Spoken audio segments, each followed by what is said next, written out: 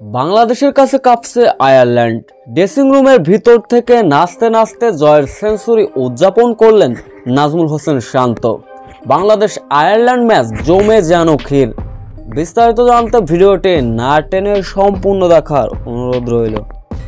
দ্বিতীয় দিনের শুরুতে অবশ্য নিজেদের করে নিয়েছিল বাংলাদেশ বোলাররা। 286 রানে গুটিয়ে যায় আইরিশরা।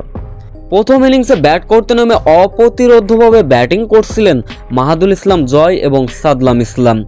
দীর্ঘদিন পরে অর্থাৎ প্রায় 10 বছর পর ওপেনিং জুটি থেকে এমন রান আসা দেখল বাংলাদেশ ক্রিকেট ভক্তরা। এই দুই ব্যাটার ওপেনিং জুটিতে করেছিলেন 168 রান। এরই মাঝে তুলে নিয়েছিলেন দুই ব্যাটার 50। তবে সাদমান ইসলাম ভুলে গিয়েছিলেন তিনি কি ওয়ানডে খেলছেন নাকি টেস্ট। তবে দুর্ভাগ্যবশত সাদমান ইসলাম 104 বলে 80 রানে প্যাভিলিয়নে ফিরলেন। এরপরে অবশ্য আবারও পার্টনারশিপ গড়লেন মমিনুল হক ও মাহাদুল ইসলাম জয়। মমিনুল হককে নিয়ে ক্রমশ এগিয়ে যাচ্ছিলেন সেঞ্চুরির পথে। বাংলাদেশও পার করছিল দলীয় 200 রান। বাংলাদেশ ইনিংসের 56তম ওভারের দ্বিতীয় বলের ঘটনা।